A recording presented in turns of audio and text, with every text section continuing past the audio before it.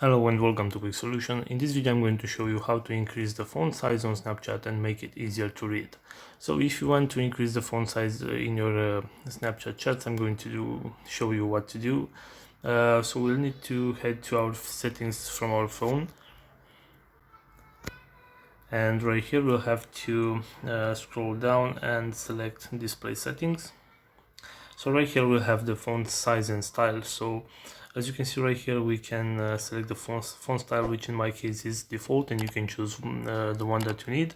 And right here we have the font size bar, and we can increase or decrease the font size as we want. And let's say we want to make it bigger, and let's say this is just enough. I'm going to hit back right to my Snapchat app right now.